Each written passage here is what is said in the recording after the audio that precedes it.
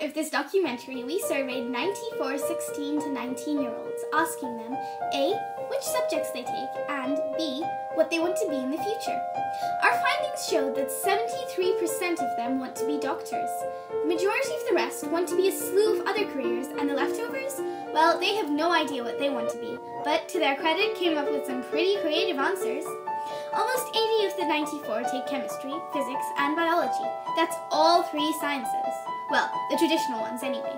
Nearly 50 students take mathematics, while only 7, 5, and 8 students out of the 94 take economics, languages, and history respectively. That's only 21% who take what are normally seen as useful subjects. And only 22 students collectively take the arts, that is to say drama, media, music, DT, photography, and of course art. So we took this opportunity to interview adults and ask questions like, what's your definition of creativity? Go on then. What's your definition of creativity?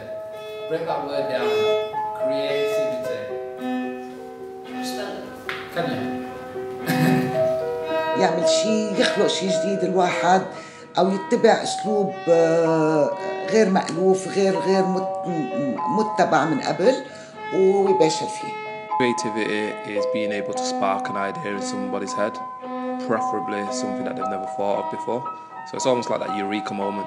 Oh yeah, didn't see it from that point of view. By having creative things in this life will have different tastes and different level that we can enjoy. It doesn't have to be creative in the sense of artistic creative, it can be creative in the sense of just being flexible to adapt into your situation and find a new solution. A sophisticated way of working out a problem, or a clever way of solving an issue. Does there have to be a certain issue? Can creativity just come out of nowhere? Well, of course it can. And that can focus on imagination, it can focus on producing something that's never been produced before. So there's a joke that nobody's heard could be creative. So creativity has quite a wide definition. But yeah, I think if one puts one's mind to it, you could do something creative every single day of your life. Understandably, what they defined creativity as influenced how they answered the next question. Did you take any creative subjects while you were at school? I went to a school, it was a girls' school, and we were all pushed to do science subjects, and I was a bit the rebel because the thing that I loved was languages. It's only art, and actually I hate it because I'm bad in art, but I can color very well. بالسنين الأولانية، بالسنين الماضية ما كانوا كتير يركزوا على الإبداع، كان على طول الأشياء التقليدية يلي برنامج محدد يلي بيتبعه التلميذ وبيمشي فيه. ما كان في فرصة للتلميذ إنه يعطي الإبداع الشخصي تبعه أو يبدع كان رجت شوي النظام قاسي.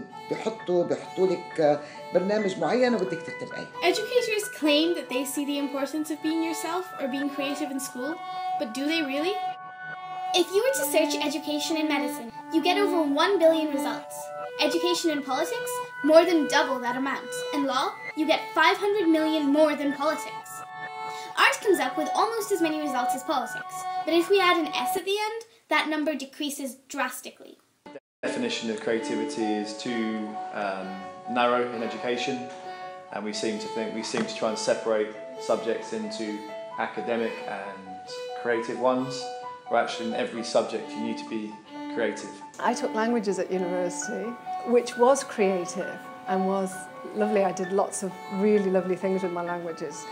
When I came out of school, I went back into traditional subjects to get a job, which was a pity, but a few years down the line, I was able to combine the two.